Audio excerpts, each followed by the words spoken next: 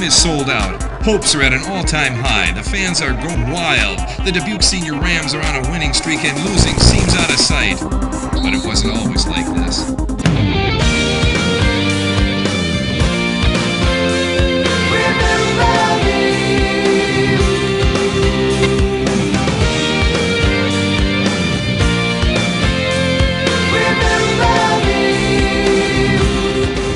It was a brisk fall day, and the 2001-2002 basketball season was about to start. The year before it, the Senior High Rams flirted with the longest losing streak in the country. They were struggling to gain respect in their community, and attendance at the games was at an all-time low. But it was a new year, and everything was going to be different. Very different. Coach Steele had a new look to the varsity lineup.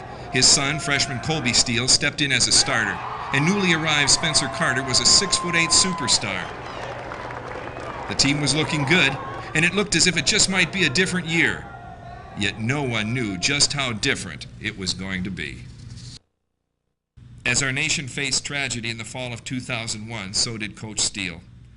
Coach Steele was diagnosed with cancer and was given just months to live. The team, school, and community was devastated. Sometimes the worst things in life make us stronger. That must have been true that season, for the Rams started playing harder and with more heart. Their intensity enabled them to dominate their opponents. The team was on fire and eyeing a place at state. Fans flooded Nora Gym for every game. The school was abuzz with excitement, and it seemed that basketball was the only thing on their minds. From assemblies to dances, basketball was always the theme. The team wasn't concerned about winning, but playing their best for Steele. They worked relentlessly to make their coach proud. The whole team shaved their heads to show their respect for the coach. They were his soldiers. And they were his soldiers. The team made up shirts that displayed their team pride and their pride in being Steele's soldiers. The team wore their shirts, and suddenly the rest of the school aspired to be soldiers too. So the team made up shirts and sold them. They were a hit, and every fan had one. The team raised over $3,500 on the t-shirts alone. Every penny of it went to Coach Steele and his family. The girls' basketball team held a shootout to raise money. The girls raised over $3,000, and on top of that, a community sponsor matched what they made. From the time of Tim Steele's diagnosis to the final game, over $15,000 was raised. Coach Steele and his family showed their gratitude for every penny they received. Colby played in every game with heart. Just like his father, he would never miss a game. As the team got stronger and the crowds grew larger, it seemed that Coach Steele was becoming weaker and thinner. The cancer was consuming him, and not a force on earth could stop the inevitable.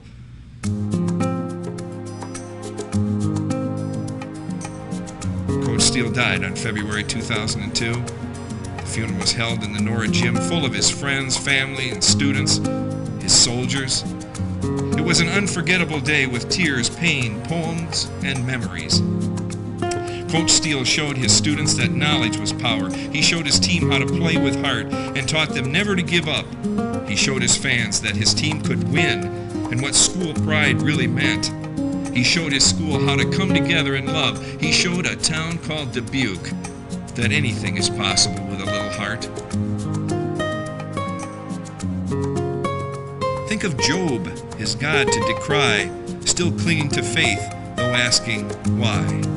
Think of Tim, who asked on those lonely nights why his efforts weren't reflected in those scoreboard lights. Think of Tim asking why his cells betrayed him. We all carry our own bag of whys, and that does not make faith myth or lies. Faith takes a desert and makes paradise. In our own moment of truth, we owe Tim a debt. When life seems to be as dark as it can get, remember the look of peace on Tim's face. Remember how he accepted with grace. Memory's a wound that time will heal. When basketballs bounce in the Nora Gym, we'll remember Tim Steele.